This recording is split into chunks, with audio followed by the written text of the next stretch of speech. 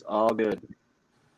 Well, welcome back. Y'all missed a great first 5 minutes of the show. Welcome to the self-named 3R Sports. You missed our spill about we are now a permanent broadcast on iLogic Media and on YouTube and Spotify and on YouTube.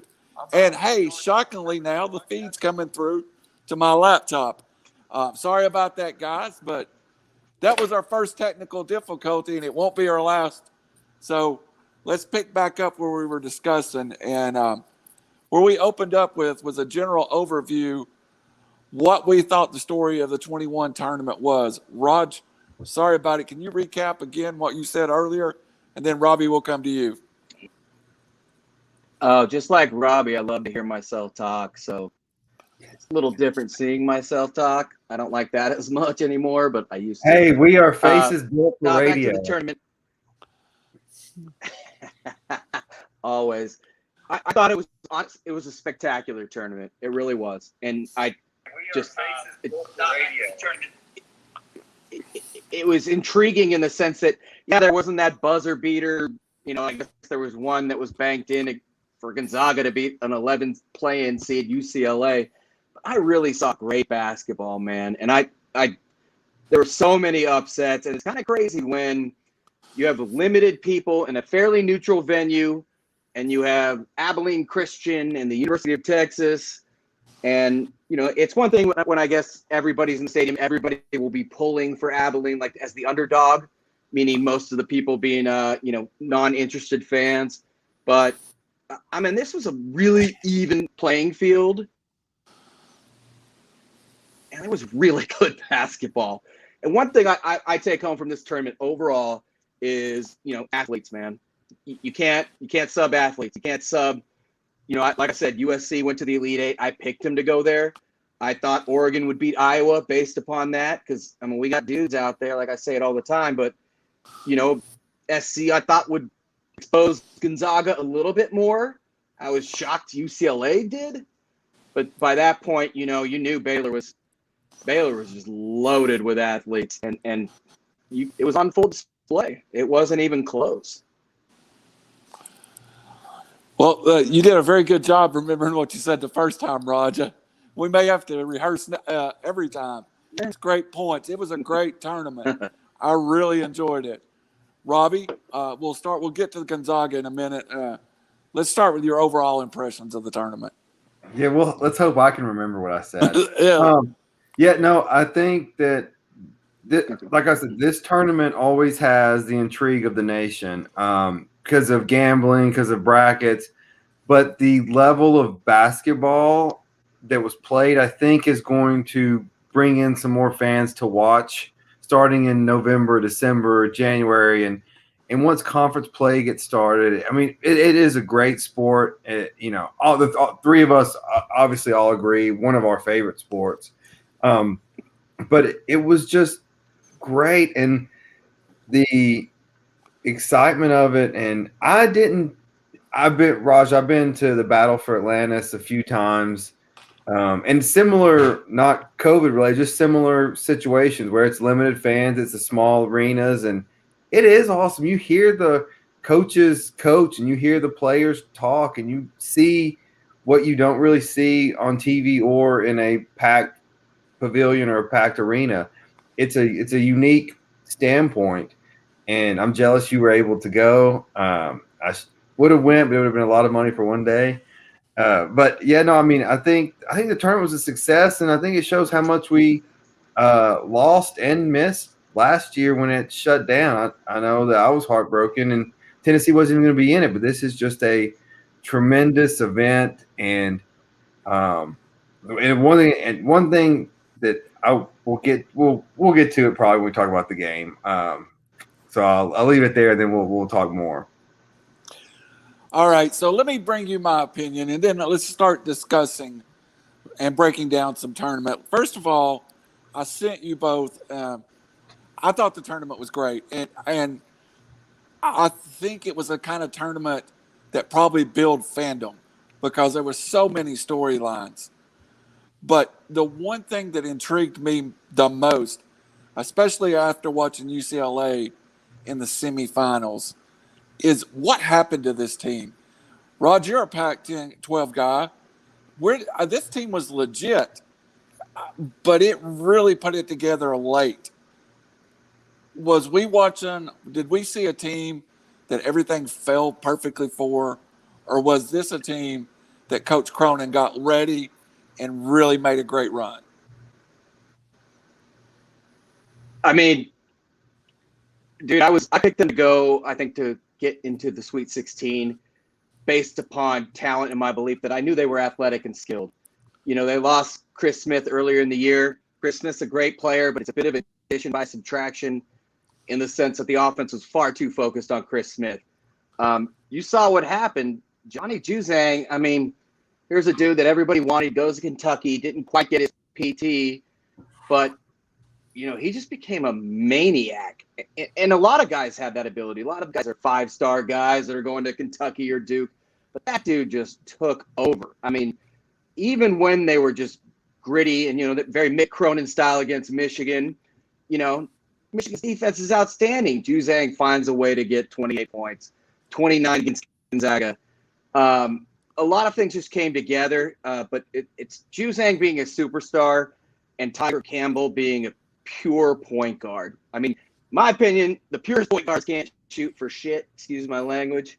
But that dude, all he wants to do is pass the ball and get it to his boys where they need it. And just a lot of things came together, and they were talking on defense, and they were a lot more athletic than Gonzaga. And then Baylor just finished them up. But yeah, that was certainly the surprise of the tournament, you know, to go to OT with Michigan State first off. Then they eventually went to OT, I believe, with the SEC champ. I'm fairly speechless, but I go Juzang, Tiger Campbell,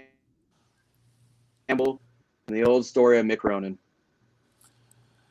So, Robbie, in that game with Gonzaga, the shot selection thing is something I looked at, and I sent it on our group text. 98% of the time, UCLA loses that game by the shot selection. Mm-hmm. By the shot selection, it was a 28-point game that Gonzaga would blow them out. But I didn't see anything like that. What was the key did they just hit that many shots, or was it something I missed? Well, so overall, we have to change the way we evaluate teams in college basketball. For the last decade, it's been, what's your recruiting class? What's your freshman class coming in? And Coach Cal and Coach K kind of changed that. And so it was your recruiting ranking was your expectations. This transfer portal has changed that. It is now, hey, you're a 5-star, you went somewhere, didn't work out, transfer. Look at Baylor. Baylor has, I think, 3 of their top 5 players are transfers. Like, the point. So what we sleep on is low expectations, and you get a Power 5, like these kids that are playing in Power 5 leagues can play. I think this first 4, that team that gets rolling is dangerous. And shots, and also rank the point guards of the tournament. And those point guards are where the teams are going to finish. It's always been a point guard tournament. I think it's as true to that as ever now. And so, I mean, the shot selection,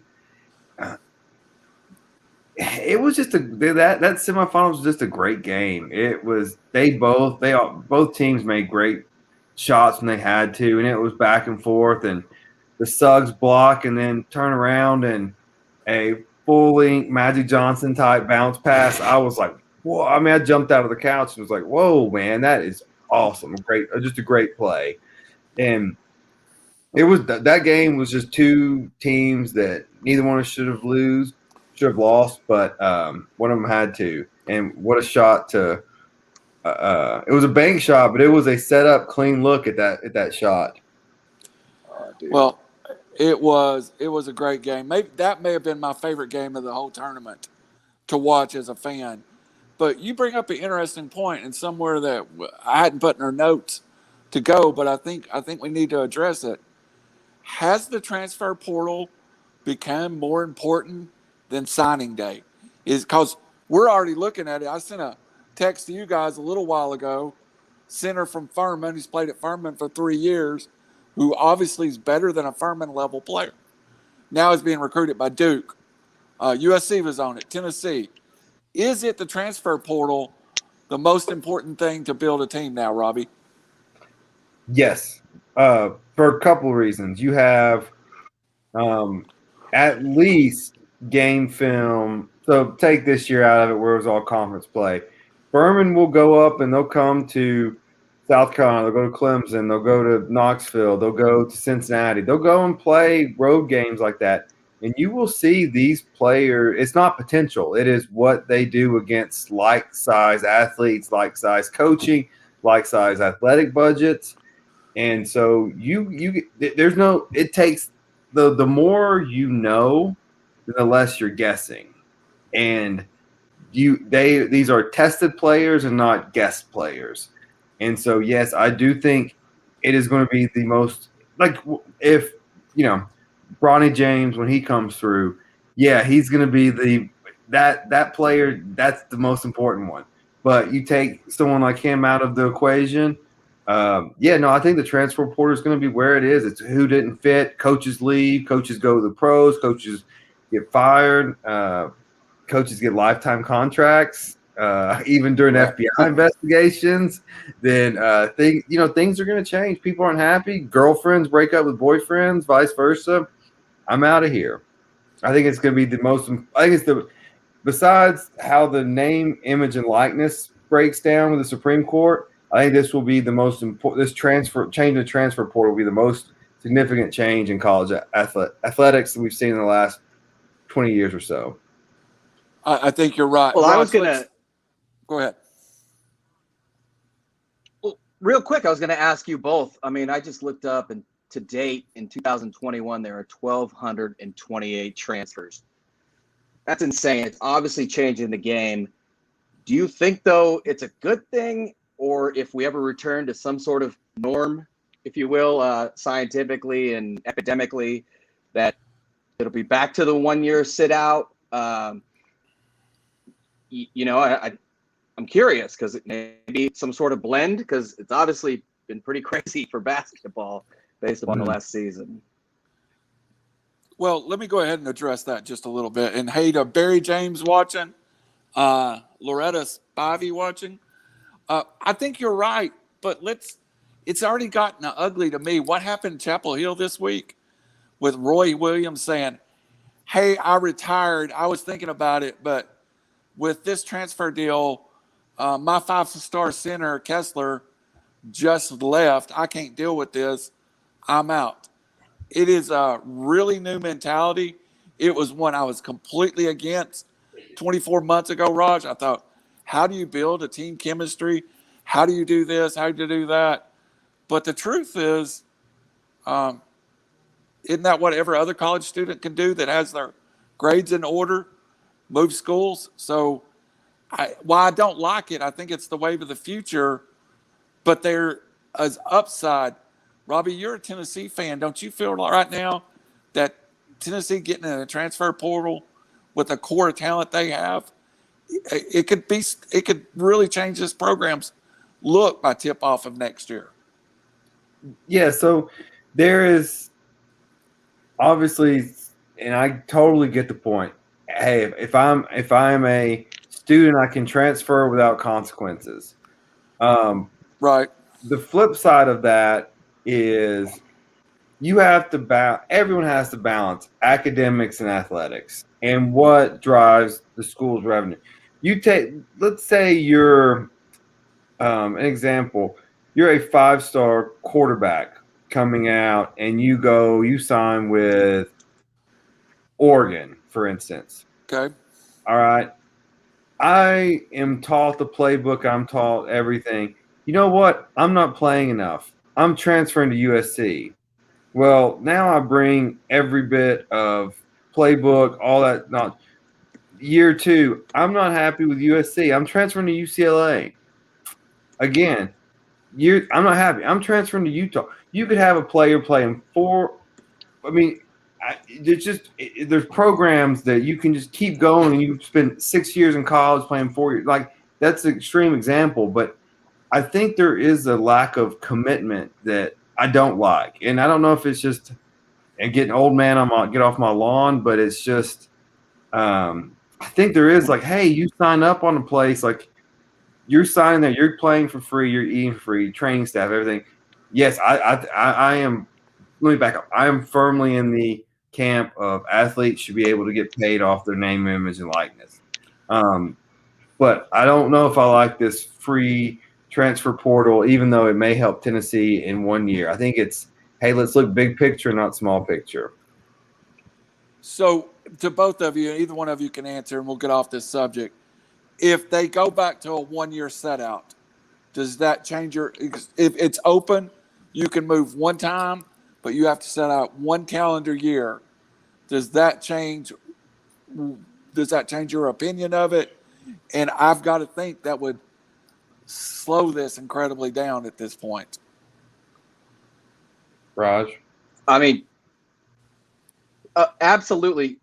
You know, the funny thing is it's not a coincidence that the Blue Bloods, Duke and, you know, Kentucky and all these schools were out, because it used to be the only way that an immediate impact, I wouldn't say one and done, but just an immediate impact player was getting that 20-star recruit that we knew he was going to one of a few schools. You know, now you totally saw the field equalize. Like I said, UCLA with Juzang. Again, I hate to overuse USC, but they had 4 graduate transfers, all of them have an extra year. They were role players, and they were seniors, they were leaders, and they fit way better than most expected. But, you know, the point guard, Chavez Goodwin, a dude that just grinds from Wofford in the old SoCon. Drew Peterson out of Rice. And, you know, I went to a lot of those games. I was fortunate enough, and I was sitting behind the Peterson family. And I just joked around like, all right, Mr. Peterson, like, even though I think I'm probably older than him. All right, Mr. Peterson, you know, no transfer portal, please. Like, Drew belongs at USC. And I guess you take the good with the bad that, you know, can really impact and change the fate. I mean, if you would have told me SC would be in the Elite Eight at the beginning of the year, I would have been like, right, regardless of Evan Mobley. But, yeah, it's just a great equalizer, which basketball is in general. It's not football. You don't have timeouts all the time and trick plays, and, you know, just other things count for a lot more. So I'm torn, honestly. Like, I kind of like it, but 1,228 players, maybe there should be a limit on the amount of times you can get in the portal. Right. Something like that. I know Austin Stewart right now is in the portal from Indiana, and this would be 4 schools in 4 years. And also, to wrap this up, Robbie, to your point about football, the scenario you described, isn't that Justin Fields was at Georgia, not playing time, found a reason to go to Iowa State, and now is a top 5 draft pick? Mm-hmm. Yeah, no, there is good things about it. I mean, absolutely. Like, you know, there are these kids, a lot of them, this is their one shot to have generational wealth, and they absolutely should have to have that chance. But if I'm not mistaken, Phil, did he have to sit out, or did he play right away? He played that next year. He did not sit out. Okay. And I think he had a hardship. He demonstrated that. He, for lack of not to get into the whole thing, but he claimed some inappropriate behavior by Georgia during his recruitment. That is, I remember that now. Yeah. Yes, I'm not like, so if things go bad, if it's not a great fit, I'm okay with that. I like the sit out rule. And in football, I really think it actually helps the player. Hell, Alabama's built a dynasty off of, you come here, you sit for 2 years, don't get hurt, don't put your body at risk.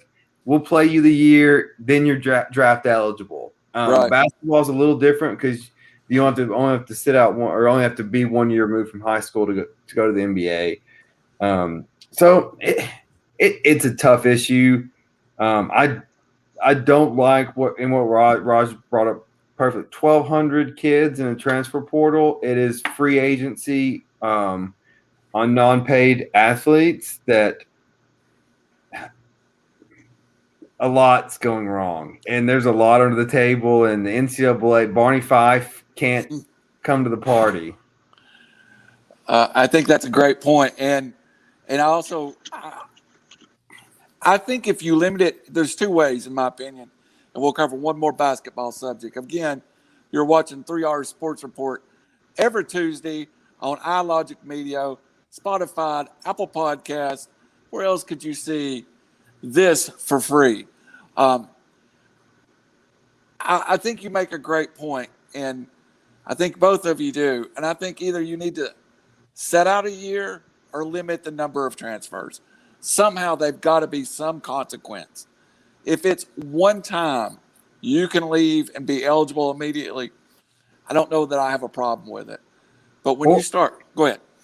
Oh, what about the schools being on the hook for it? If you have, let's take basketball because the numbers are smaller. You have 15 guys on a roster. Hey, if 2 enter the transfer portal, or let's say 3, you lose a scholarship the next year. Stop recruiting people that aren't fitting into your system. You have your academic side, you have your athletic side.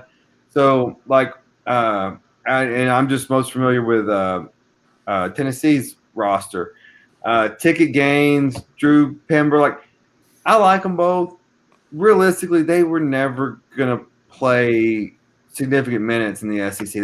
Their bodies weren't big enough to bang, and it's so you recruited both of those guys to fill roster spots and to practice squads. Well, if you're recruiting them for practice squad reasons and you're giving them scholarships, maybe that's not the best use of how you need to do things. But I don't know. It's a tough question to answer. It is. I really love the subject, though, and I think it's something NCAA is going to have to dig into and clearly define. 1,200 is too much. Drew Pember as a kid, for example, I think transferring was absolutely the right move for him. Yes. Also the right move for the University of Tennessee.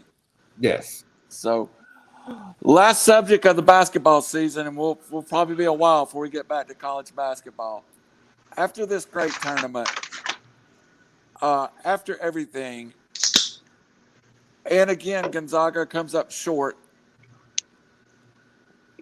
We discussed in text, and I really want to take a second and dig into this.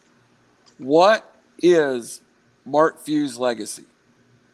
Is Mark Few an elite coach now? Does he need to win a tournament to be the elite coach? I made the point, and Robbie liked it. I thought it was great. In my era, this is UNLV. Final Four top team every year, elite talent, but never wins the championship. What is Mark Few's legacy in basketball if he never coaches a game again? We'll start there with Mr. Robbie. So when this question was suggested, my first thought was, is he a great coach? Yes. I think he is a program builder. He has built something very rare and as sustainable as a mid-major can be. Then as I sat there and thought about it, my next thought jumped to Gino Auriemma. And what I mean by that was he's a fantastic coach also. Probably the greatest women's coach of all time. But he never did it at a different level. And so what I'm thinking of is in the monies that Mark Few, how would he compete into the bigger conferences? Taking nothing away, at least not trying to take anything away. You saw Chris Peterson in football dominated Boise, went to the Pac-12. He got the playoffs once, struggled, been kind of mediocre. It's a different level of day-to-day competition. Mark Few, he is dominant in the non-conference, but that's a Super Bowl here, Super Bowl there, Super Bowl there. It is not the daily grind. And so that's just where I jumped to was Gino and what do you do on the men's side? I assume he would because great coaching is great coaching, but that's where my mind first jumped to. Raj, do you find it ironic? And somehow it's beyond my level of thinking right now. But UNLV played in the WAC, played in the WCC. Is there something to that they can get through the tournament, but when you get to the Final Four, it's a level they hadn't seen all year? What do you think Few's legacy would be? I don't know. I hope he's not dead, or I hope he knows something the rest of us don't. No, I don't. I don't. To be determined, I would think. But no, I was stoked growing up out west, and the Big West was right there. It was the Big West first, and Long Beach State was there. And we would go to the tournament every year at the Long Beach Sports Arena, which is a huge dump. And just to see Stacey Augmon, Larry Johnson, Anderson Hunt, Cadillac Anderson, I mean, they were loaded. And this was before non-conference schedules are, the political strategic game that they are today, so to speak. And, which brings me to Gonzaga quickly. Gonzaga tries to play everybody because Few knows it's a fact. Yeah. They have to be tournament ready come tournament, and they're not in their division so they scheduled Baylor, but the pandemic and had other thoughts on that.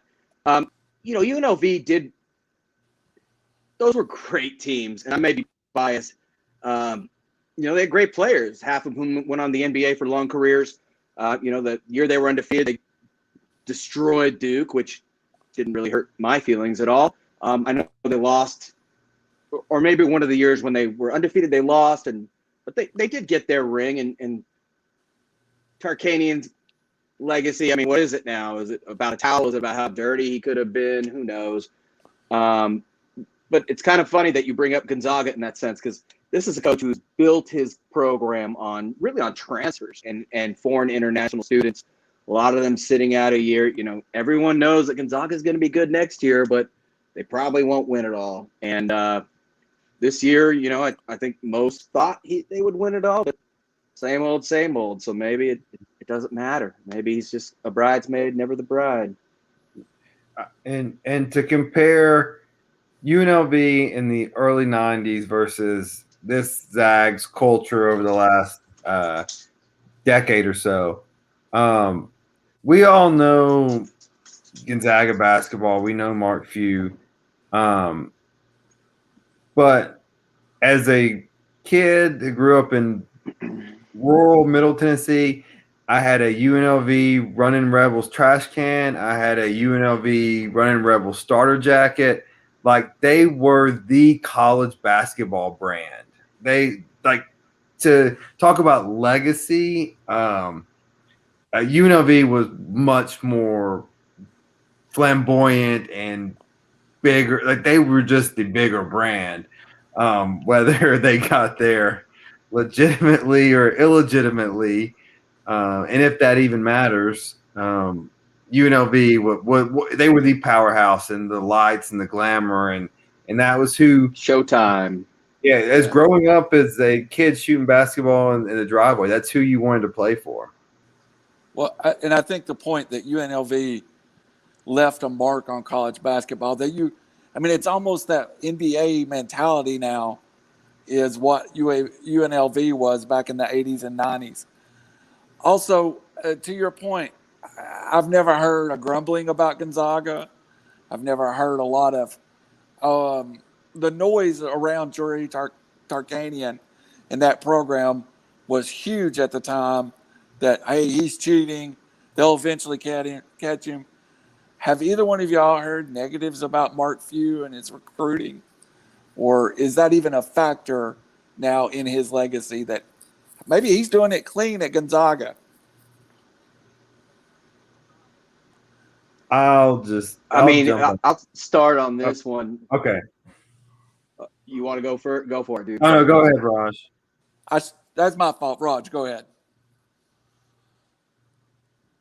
It's all good. Spokane, Washington isn't the most cosmopolitan part of the world or country. And the amount of international transfer students that show up at Gonzaga that not only show up, but they can play. I mean, I'm not insinuating anything, but whatever he's doing right. And maybe it is he's clean cut and he's got a nice haircut and he looks like a accountant or a CPA. And, Gonzaga, he takes less money as far as we know, and he likes to fly fish. We all know these things about the guy. He's just happy in his small market, homely town where it can impact the lives of kids. Excuse my cynicism, but I mean, nobody wants to go to Gonzaga. I'm sorry, and people say it's all Mark Few. I mean, people forget Dan Munson before there was a heck of a coach, and he left for Minnesota, and they were in the Sweet 16 or Elite 8 the year before Few took over. So who's to say? I don't want to discredit him based on the national title thing, but he knows what works for Gonzaga, and it obviously works. But what's it going to take for him to get over the hump? I don't know. Maybe it will be something a little bit more blatant in that right now we don't know if he's ever done anything like probably every other coach does, and maybe that's what he needs to do. Because maybe he needs if they could win it this year, man, I don't know. Maybe he needs a McDonald's bag. Exactly. Yeah. Inside joke for all of us Tennessee fans. But Robbie, you get the last word on college basketball until the 21-22 season. What do you got for us on? Kansas just gave Bill Self a lifetime contract. So that tells you all you need to know about what's over the table and under the table. The NCAA has no legs. I don't know the first thing what Gonzaga's program does. I know the FBI has been in multiple universities and they all have jobs still. Yeah. So John Wooden had NCAA problems. It's a dirty sport, and you know what? I like it. I love it. It is what it is. So some people love the Tour de France. You can't make an omelet without breaking some eggs. I don't think anybody's clean. I just don't. It's who's better at the behind the back rules. That's what it is. Our friend allegedly. That's some tourney speak there. Our boy Aaron Burt, of course, he says UNLV over Gonzaga. I think we all would be there now until they win the title. And I do think Gonzaga will eventually win a title. All right, let's shift gears kind of rapidly here, guys. This weekend, for me, the biggest golf tournament in the world. Some people like the British Open, some will like the U.S. Open, but it's Masters Week. Now, us, Robbie, you and I, we grew up, we're 4 hours from Augusta. It always might as well be a different country. It might as well. We never get there. I enter the lottery every year, and every year I do not win. But I love the Masters. What makes the Masters different than the U.S. Open or the British Open or the PGA? Why is it more common non-golf fans are as interested in the Masters every year? Go, Robbie, we'll fire up with you. Well, short answer is my wife cries every Sunday at the Masters whenever the person wins the trophy. She knows what it is. She knows, hey, this is the back nine at the Masters. She knows what Sunday means, and she sees the caddies, and she sees the green jacket come on. And she sees all this accomplishment. It's always the same. I told her when I was living in San Diego, I was lucky enough to play Torrey Pines about 2 weeks after the U.S. Open was there. And I told her, oh my gosh, honey, I played the course the U.S. Open was just on. She's like, what's the U.S. Open? But you tell, hey, it's Masters week. She knows. Everyone knows. It's the one consistent thing in golf. It's always the same place, always the same people, always the same networks. It's golf, really. Unless you are, you play in major pools or you're a gambler, then I mean, who cares when the British Open is? Who cares when the PGA Championship is? Good point. And I cry every year too. So Allison's not. I do too. I'm a tough guy. Raj, go ahead. What's your perspective from the West Coast all those years? Now that you're here, the Masters, what does it bring to the table to you? Golf was booming at the same time. Is it bigger in the South? I would say so, certainly. I mean, you go to a state like Alabama, and they have the most golf courses per capita, just wide open, lush green lands, blah, blah, blah. I sound like a commercial. I am starting to golf a lot more. At first, it was out of necessity because I wasn't hooping very much anymore, and I can barely walk. But it's for the Masters for me. Am I a liberal minority from Southern California? I don't want to play this card, but the exclusivity of it all, I think initially was like why I was like, the Masters, I felt like I couldn't even walk on there. But, to their credit, the exclusivity, didn't they recently allow women members and people to attend? What is this, 1958? But the short answer is pageantry and tradition. I've never seen marigolds or whatever flowers more yellow, the colors just pop on that screen. Everything pops. I grew up I'm 1 year younger than Tiger. One of my very good friends finished ninth to him in CIF my junior year, which is 93. So got to see him and just kind of via osmosis. And his effect on golf was huge everywhere, but especially on the West Coast and with, I believe people of all different backgrounds. But to answer your overall question, I don't know what it is about the Masters. For me, it just, again, it's the color. It's a very vivid tournament in every way, shape, or form. I understand you guys living so close to Augusta, but yeah, the exclusivity of everybody and their mom has tried to go to it, but back in the day, you only had a chance if you were a certain type of person. Now it doesn't seem like anybody gets a chance, but that makes it pretty cool, I think, nowadays. Yeah, the only three things that my wife will watch, she'll watch without me. I watch Sunday at the Masters, the Super Bowl, and by God, on New Year's Day, she wants to watch the Rose Bowl parade. There is something special about the Rose Bowl parade. That's the only parade I ever watch, too. But so coming into this year's Masters, your defending champions Dustin Johnson. He's trying to go for back-to-back. I think the names at the top of the contenders list is pretty familiar to everybody. Of course, you have Spieth, Dustin Johnson, Rory McIlroy, kind of Jon Rahm. But let's talk about who you like and who your favorite is. Who are you playing in your DraftKings? I don't know a lot about golf compared to other sports, but I do know I love to watch DeChambeau hit the ball. And if he's in that contingent, that final two or three groups on Sunday, I will be on ESPN where I can follow him shot by shot. So I don't know if he's my favorite to win the tournament, but he is definitely my favorite to watch. Robbie, who are you leaning to favoring, and how much wagering will you do on this event? Hey, thanks to Barry James, he was on Baylor first money line last night. I cleared a little bit of money last night, so I got some fresh Benjamins in the account. All well placed, well timed bets, right, Robbie? Well, I had a bunch of Benjamins go out of the account during the first part of the tournament, up until last night.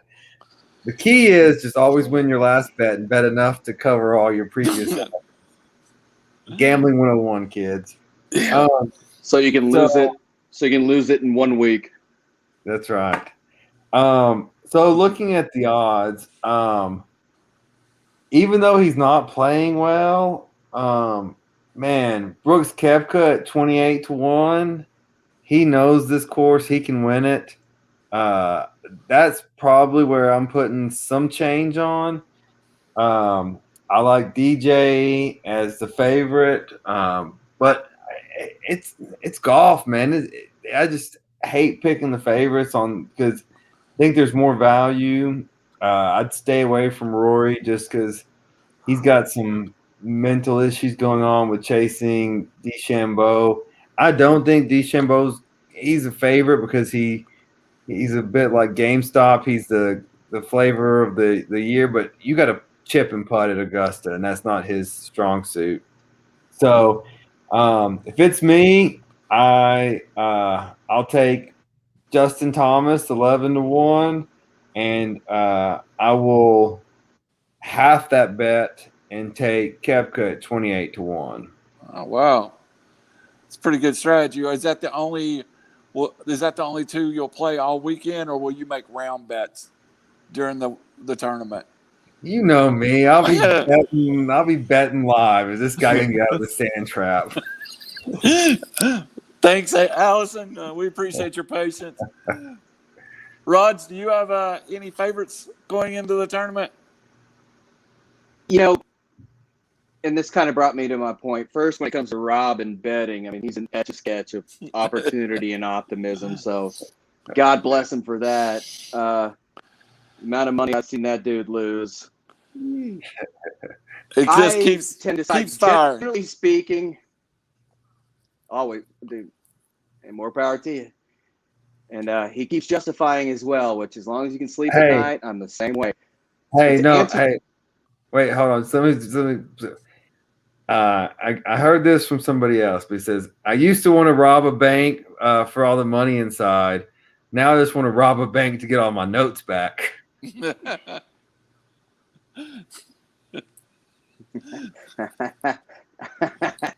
Touche.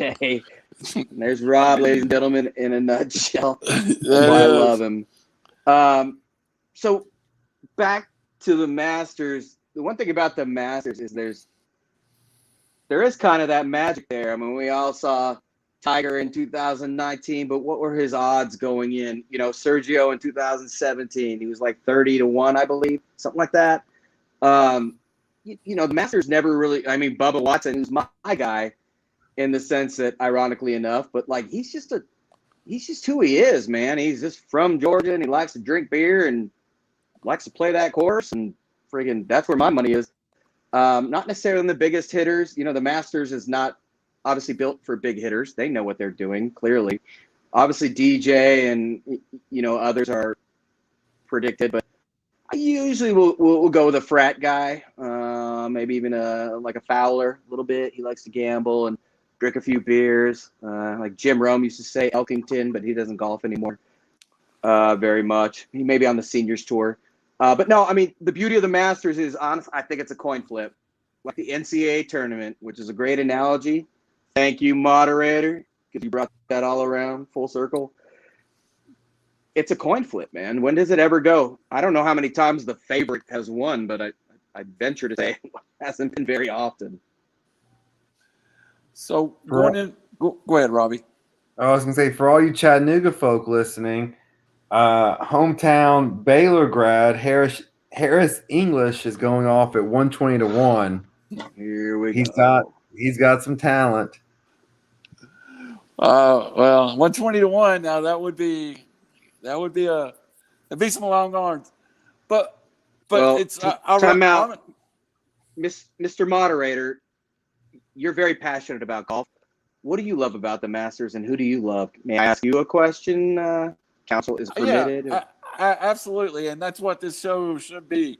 I'm rolling on COVID today, so COVID vaccine, so I'm a little out of it. I love the pageantry of the Masters.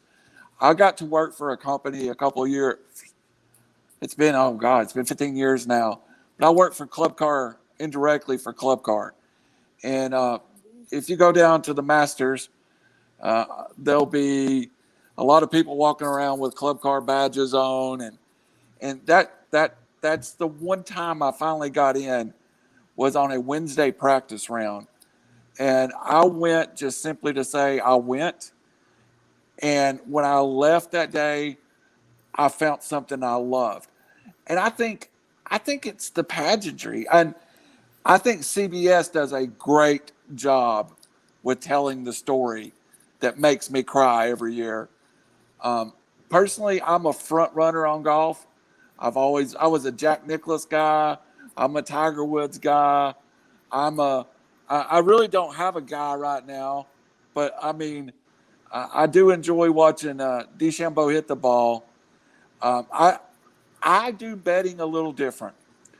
I have no problem with telling you I use websites, and one of the ones I use is Osimo, and they gave 4 long shots to win the tournament, and instead of me trying to outsmart myself and do all this crazy stuff, I'll probably go put $10 on those 4 long shots, and history will tell you one of the 4 will be in contention on Sunday, and I'll be texting you guys and showing you my screenshot of that. I got Matthew Fitzpatrick at 60-1.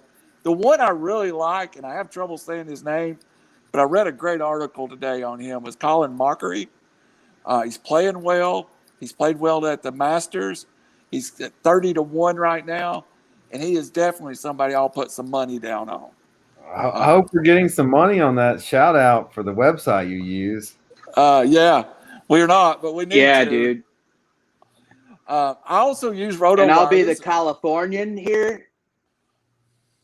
Can I be the Californian here and name drop? Drop it.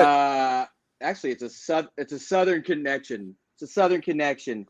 My wife's, I mean, I'm Indian, so we do our family lineations, if you will, differently, but I guess it's her 4th cousin's something or other. Just a great family. We disagree highly politically, but much respect to them. Long story short, I believe he's still Scotty Scheffler's caddy. My nice. wife's like 2nd or 3rd cousin. She was her name's Cassie, and she was a Dallas Ice Stars girl. So she ice skates in Texas, which is certainly an anomaly in its own right. Well, I guess before this year. But her husband is Scotty McGuinness, who I believe is Australian or Kiwi or whatnot. But very cool dude, from what I understand. He seems very chill. My father-in-law likes him, and he doesn't like a lot of people. But that's kind of my inside. But I believe if he's not Scotty Scheffler's caddy anymore, then I'll take that back. But yeah, Scotty McGuinness, he's a caddy. He recently won. I think Scheffler won something recently. So outside in, I'll throw a little bit on that. Which is the better job, backup quarterback in the NFL or caddy on the PGA Tour? That's got to be a close conversation right there. You're setting me up now, bro. Go ahead, Robbie. I would say backup quarterback in the NFL. Make a little more. But, well, and you just don't really do anything. And you just, heck, you can make a $25, $30 million career, if not more, holding a clipboard. If you get behind someone like Peyton Manning or Tom Brady who won't let you take practice snaps, you are literally just sitting there. And so, yeah, I'll take that. Matt Castle, I don't want to go down too crazy down this path, but Matt Castle was a tight end at USC and then initially a backup quarterback, but I don't believe he ever started a game, and he had like a 12-year career running the Patriots half the time, going 11-5, because I could have been the quarterback for them. But that's being a backup quarterback. And that's an interesting analogy. Are caddies people that are golfers that wanted to turn pro? I mean, not necessarily. I mean, there's a lot of, I believe, like psychology, chemistry, physics. What's the science of like reading grass? Not Dave Bachman Hick, or whatever that Dave sort of Hick thing. You know what I mean? We need Whatever Hicks that up there. is, they help. And yeah, dude. So long story short, it's a difficult comparison. But yeah, I'd be a backup quarterback of Steelers. Robbie, what are you going to do Sunday? Where you be? What's your tradition? And wrap us up on the golf segment. I will be, not my tradition, but I will be down at the beach. I'm leaving in the morning. I'm going down to the beach for the next 10 days or so, and a little spring vacation, clear the mind before we get back, courts open back up, and then get back into hopefully reality, work some. And then, so I will be watching it. Even though I'm vaccinated, I've got both shots. I'm good. I don't know if I'm ready for society yet. So I'll probably be watching it in the living room at our condo down in Panama City Beach. Yeah, fun. For some reason, I always order pizza on Masters Sunday and sit around and eat pizza and watch Masters all day. That's just kind of my little thing. But let's switch gears in the last. We're going to run along just a little bit, but let's switch gears for about 5 minutes. Let's talk a little bit about baseball season and opening up. I've had trouble getting into baseball season because I've been so wrapped up into March Madness. But one thing that jumped off the table to me, and I've watched, I think the first 3 games of the year, the Braves got swept.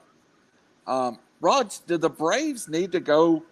Are they desperate for a front number 1 pitcher in Atlanta?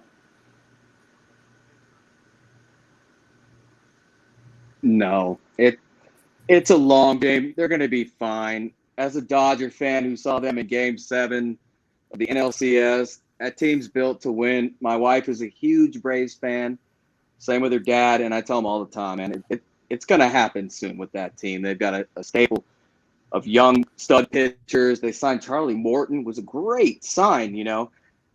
If I'd knock on the Braves, it'd be the bullpen a little bit, and, you know, we don't know what we got in them, but, I mean, every year there's like, I think a couple of years ago, Pittsburgh started out like 15-1, and then something like that. I'm embellishing, but then ended up like 15 and 1,000. So it's early. They'll be fine. They're the best team in the National League East, and I have no dog in that fight. But yeah, they didn't really tear the cover off the ball, but they're going to be fine. They will be fine. Well, to your point, the Braves gave up 1 in the 8th and 1 in the 9th to lose today after leading late into innings. Robbie, I know you're not a huge baseball fan, but you've been following it a little closer. And I think, first off, my question is going to be off the wall. Does DraftKings being allowed in Tennessee make you watch baseball more now than you did in the past? Oh yes. So to be on, so Hell full yeah. disclosure, you sent us some baseball topics. I had to Google every single one of them. And so I will. Yes, this will be the most knowledgeable season I've had in baseball because of gambling in Tennessee being legal. And so Major League Baseball, if you get wind of this, push all legislatures in all states to legalize gambling, and it will increase your interest in your sport. And so, yes, so I will now transition to baseball, and I will learn some of these players are. The times I am in Vegas or Tahoe or anywhere that is gambling, I'm a Moneyball gambler. Just the names don't matter. I'm just looking at the ERAs and the batting averages against. So I don't get How can you biased. lose? That's right. Trust the process. Hey, I do the same, man. I watch the Braves. I don't know that I necessarily am a baseball fan. Like my friend Dennis Swaney, he would record baseball games all day, then go home at night and watch them. But I do the same thing because of DraftKings. So, but I have found myself the last couple of years getting more into baseball. But that is about the quality of talent I think that's in the majors like right now. Raj, can you can you like go in? I mean, I said it the other day on another show, having Acuna, Soto, Tatis, and then from the other side, pitchers like Walker Buehler, just kids. I mean, under 25-year-old kids that are phenomenal players.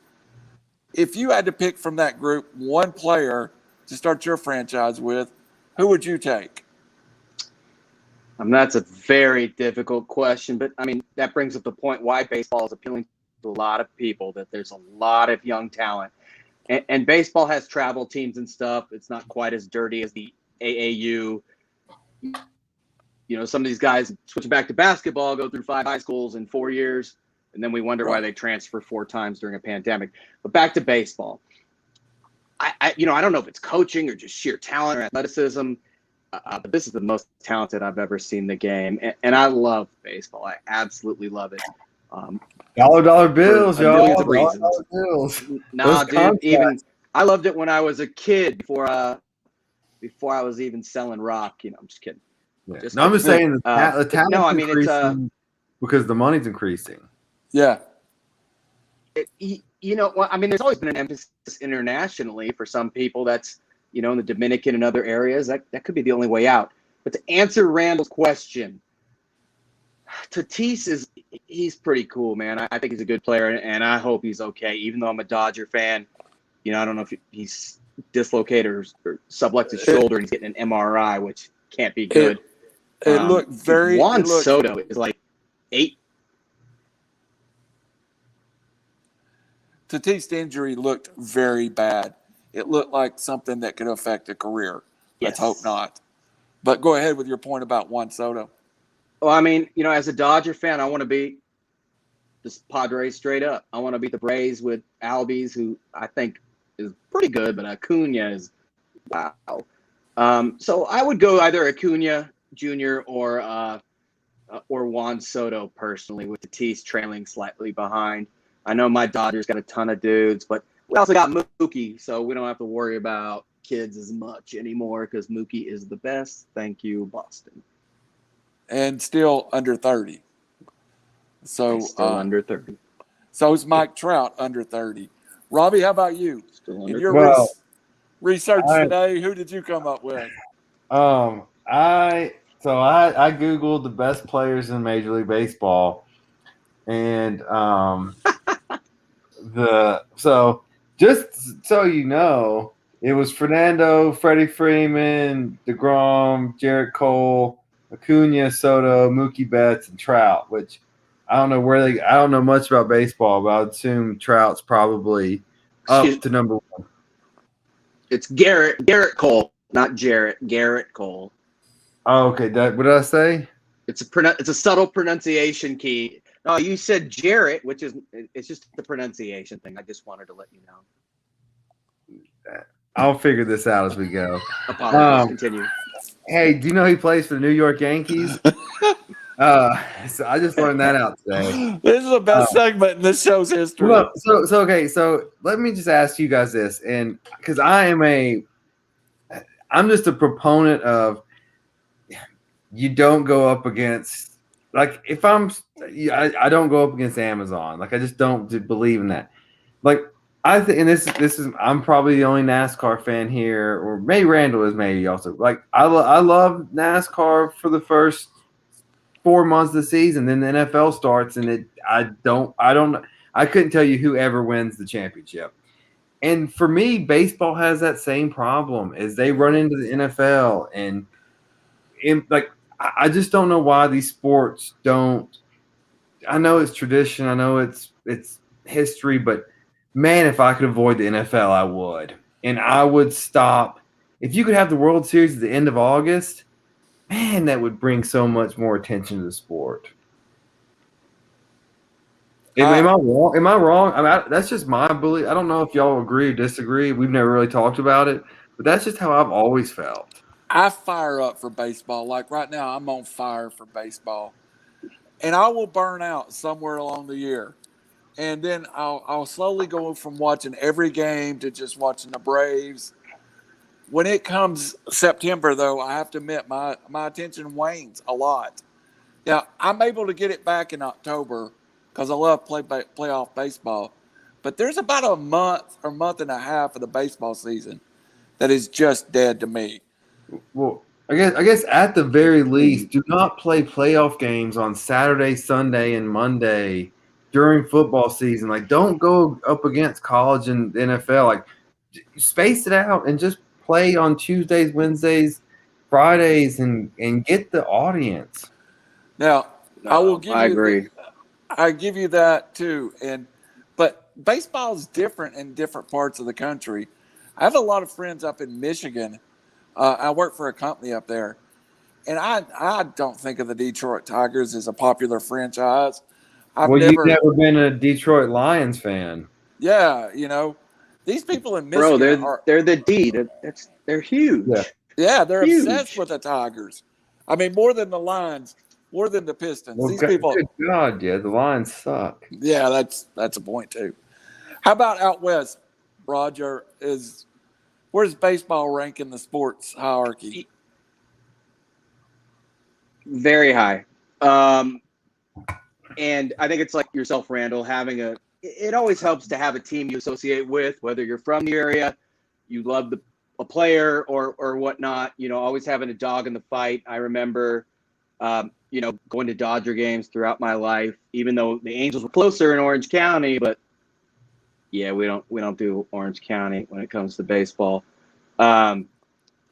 It always having that dog in the fight is great. It's also a big market team. So I can't even remember when they were not relevant per se, but that's not what baseball is to me. It's 162 games. It's a long season. It's going to I think it does interact with all four sports. It does. If I'm not mistaken, at some or another. And I mean, it means the world to me. It's a point of pride. It's a game I love. It reminds me of times good in the past, right now, summer, etc. Is the season a bit excessive and long? Yes. Does baseball have a massive marketing issue? Always. I remember this a few years ago, but with African Americans in Philadelphia, they asked kids on a schoolyard and playground, who is this? And they showed them Ryan Howard's picture, African American first baseman for Philly, and most kids didn't know, but they knew Lou Williams, who at the time was the Sixers' sixth man. And now Lou, this is like 8-10 years ago. Now Lou Williams, most people know him, but they don't do themselves any favors, like these playoff games and the scheduling and it could be a lot more fan friendly, but it's not. So I hate that it's either like I grew up with baseball and I love it, or I didn't. And it shouldn't be that way.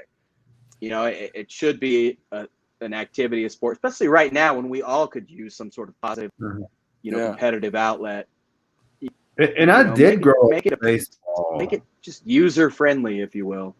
Yeah, I grew up with baseball. I just lost it over the years. Like, I remember the Braves, Ron Gant, Justice, God, who was the shortstop, and then Terry Pendleton was on third. I mean, there were some Maddox, Burkall. Yeah, they were. I mean, I grew up with them, and then I loved King Griffey Jr. and it's just slipped away over the years. And not that I'm not a sports fan. I watch everything. I just can't get into it. Maybe gambling will help. Let me tell you, it does help. I'm just go ahead and tell you. I'm reading a book currently, and for me to read that says something, But I agree with you. I agree with both of you. For me, baseball became irrelevant at one point. What has brought me back to baseball a little bit is some of the changes they've made to speed up games. I think they really got to focus on keeping games in a reasonable amount of time. I love live baseball more than I do TV baseball. Yeah. So I find myself going to a ton of Lookouts games. Me too. And going to Atlanta a couple of times a year. When I'm at the game, I can appreciate all the subtleties of, hey, they're bringing in a left-hander to face this guy who hits $125 off of left-handers. When I'm at home and it's 4 pitch, I do think, some of the rules to change the pitchers and how many batters they must face. They've went a long ways to speed up the game. And I think that's suckered me back in a little bit. And I will also say the talent. This is crazy, but I'm a card collector too, and that there are so many young players. It's in the majors. I'm out getting some Tatis cards. I got, I had to get some Juan Soto stuff, and I'm packing that stuff back. So it's kind of like they go hand in hand for me. It's almost like right now I'm living my youth again through baseball. I really feel like I've went full circle with baseball. But live baseball, let's go to that for just a second. Robbie, do you go to a lot of Lookouts games or Braves games? Yes, and so I was very, very worried and very concerned that we were going to lose the Lookouts, and I'm so happy there's a 10-year agreement with the Reds. I think it's. Hey, I may have missed the window now. I want to get I want our law office to buy a 5-game box package, and then try to go to as many games as we can to really support them.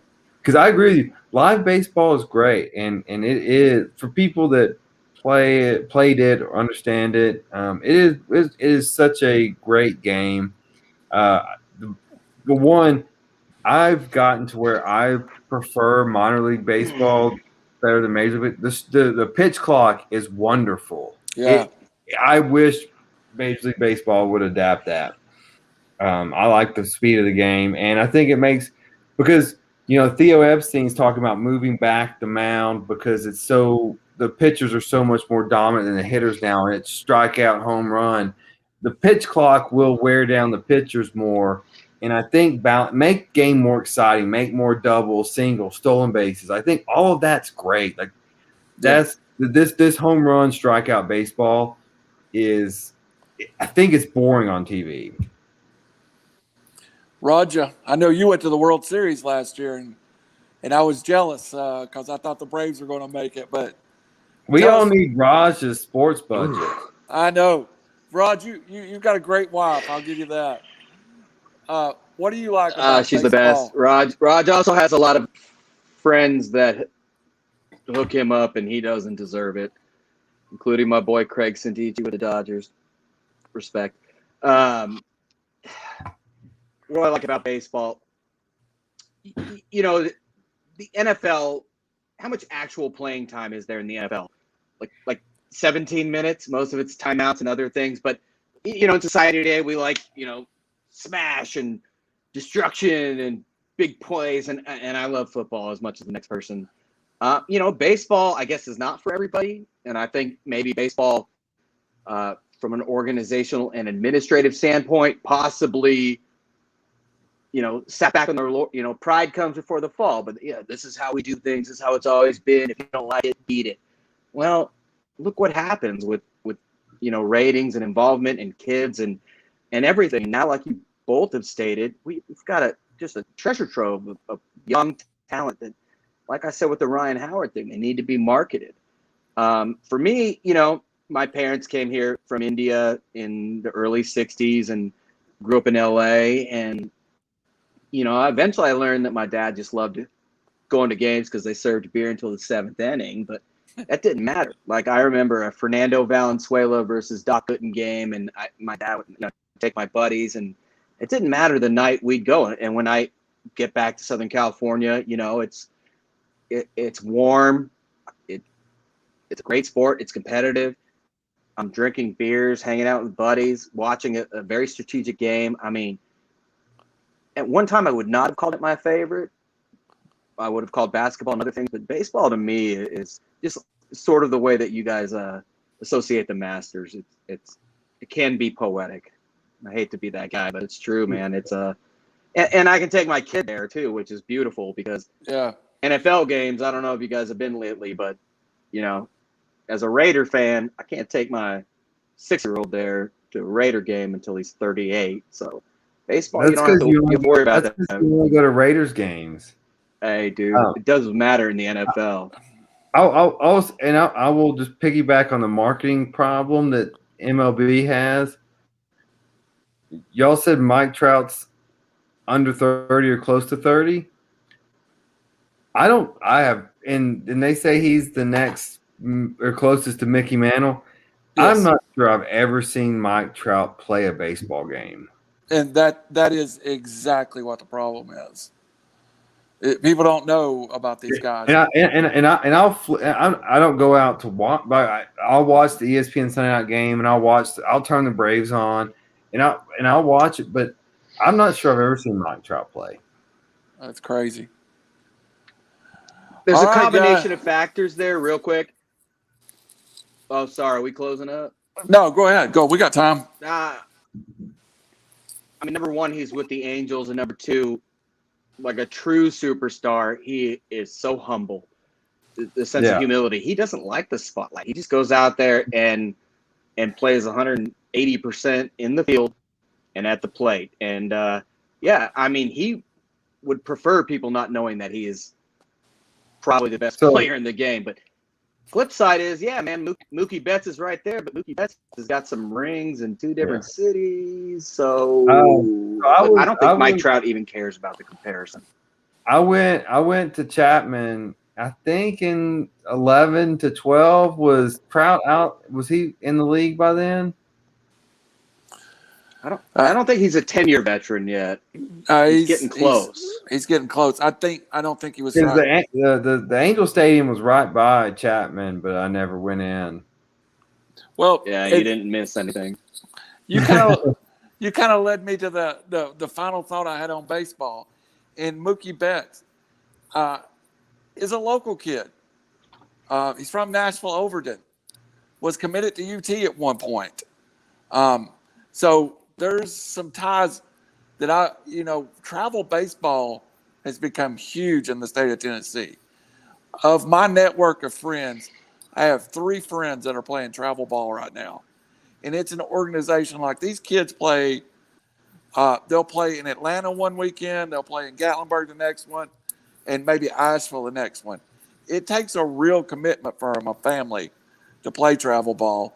But the percentage of those kids that do that get a free education, a college scholarship at some level, I guarantee those numbers are high, well above 50% if they've done it consistently all the way through their high school life. So it's a big commitment from families. I've got some. I'm scouting some softball players in San Diego for future Lady Vols. Good. We need I some. don't know if I can name names. That doesn't sound good, Rob. That does not sound good, Rob. Hey, Lady Vols championship in I guess what would be 2028 maybe 2031 something like that. Yeah, we need some kind of championship. I'm not gonna name names, so I don't want to get them disqualified. All right, you stay out of it. He's the booster, all right. All right, guys. It's been a great show. Let's go through everything one more time, and we'll have final thoughts.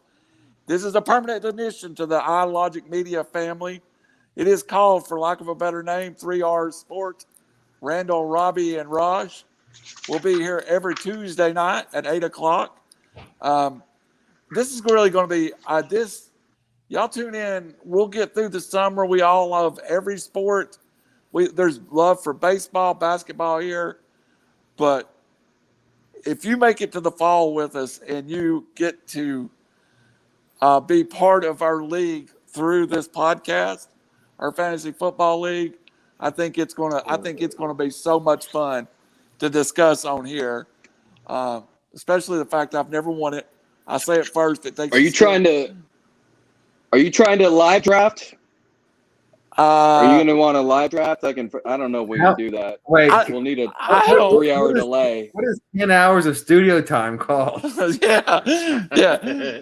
Once after Criminal's second pick, he would cost us about $1,000 a pick just for studio time. Yeah, we have FCC regulations. Yeah. What I've thought about doing, it's the internet, bro, is I just got a laptop in today with a couple of webcams. We may do on-the-spot pick reaction and post it during our show that next Tuesday and discuss it. I think that would be hilarious. But for now, this is our home. I'm super excited about it. I kind of bounce from podcast to podcast, but I found my home. This is where I'm going to stay, and I hope you stay. Once we finish our show, we're always going to give everybody a wrap-up segment. So that was mine. I want to promote the show. If you want to advertise, if you want to help us get this to a bigger market, there's a couple people out there, a couple radio stations I've talked to. Please help us. We will provide you quality entertainment, even on a COVID vaccine, as I am now. And boy, hey, Robbie, you're right. You go down about that after that first hour when you're doing the show on the COVID. Yeah. So, but iLogic Media, Spotify, iTunes, we're going to have all kinds of neat stuff happening. Just stay with us. So, Robbie, you want to go ahead and give us a closing thoughts for the night? Yeah, so a little shout out to PTI and how they do things. I've been getting text messages about some errors and some shout outs I need to give. So error, Stat boy. Aaron Burt, who's watching, told me that he's the one that gave me the Baylor tip, not Barry James. So we'll have to figure that one out. And then shout out to my 78-year-old mother, who I was in a bracket with about 35 people, and she won the bracket, and she got us our entry fee back, and then donated the rest to the softball league out in San Diego. So good for her. And then last shout out one more time, guys. Everyone listening, go get vaccinated. Let's get through this, and let's get back to going to bars. Let's get back to going to sporting events. Let's get back to having fun in person. And thank you guys all for watching and whoever supports us. And hopefully we grow this to something bigger. And I'll see you guys next week. I'll be at the beach, and I'll hopefully get some margaritas in the screenshot. Anything else would be disappointing if you don't do that. Roger, you're hitting cleanup tonight. Bring us home.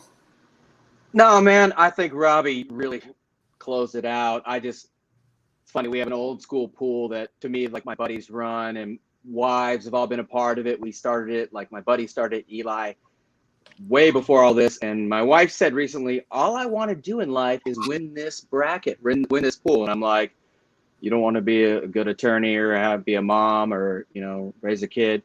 And she picked Baylor, and due to her, probably me being in her ears, a lot of Pac-12 schools deep, and she won. It's a $10 pool. Congrats. That's okay. But yeah, dude, it's all about, she made some strong picks. She didn't ask me because people assume that, but she'll go and she'll lock herself in the room. And no, I know everything I think I know about college basketball. I think I ended up in 18th, over analyzing per usual. But no, as Rob closed it out so succinctly, get vaccinated, and just don't give up on baseball either, man. Like it's the greatest, man. Once you have kids, nowhere else you can take them to. I'll tell you that much. Once you have kids, people like me can't afford to take anybody anywhere. Yeah, ain't that the truth? And to your point, except Paris. Paris's. To your point, to both of your points, we are here for the long term. We're going to improve our quality, improve our show. It's a lot of fun though. But if we weren't doing this, we'd be on text right now talking about the same stuff. So it's just who we are is this show. If it's easier for people to just join our text chain, just give them our cell phone numbers. Yeah, let's not do that. I think that text change would get a lot of people in trouble. One more question. So, Rod, your wife winning the pool, does that mean there's hope for me winning the fantasy football league at some point? No. I think it's okay. I think very smart and intuitive, and she's usually around me, so she's got a huge advantage. But Raj, I think you're like me in the basketball pool. You overanalyze quite a bit, and The other thing I'd say about you is you're a heck of a player. We've been in the same division. I've only been in the league like 4 years, and I won it once and was in the finals 3 times or 2. I don't know. But sometimes, and you got a big heart, and you've been through a lot in life, and I totally get it. But with fantasy football, you cannot think with your heart, and that's where I've gotten in trouble. So Roz, you will win eventually, but if my wife joined the league, she'd probably beat you. Oh, Lord. Yeah, she probably would. Hey, Raj, if you have to pick one, does Gonzaga win first or does Randall win first? That's a good poll question right there. Ooh, that's tough. Oh. I'm going to go Randall, just based on competition. Yes! Oh, that's awesome. Well, guys, it's been a great show. And again, we thank everybody for supporting us. And it's kind of like this all fell together, and it's going to be a lot of fun. So I've got my vaccine in me, and I'm day 2, and I'm going to have 2 shots. Right now, I'm going to go sleep about 8 hours. So I appreciate everybody, and we will see you next week, 8 o'clock. Robbie on the beach and Raj in his den. Thank y'all. Thanks, everybody.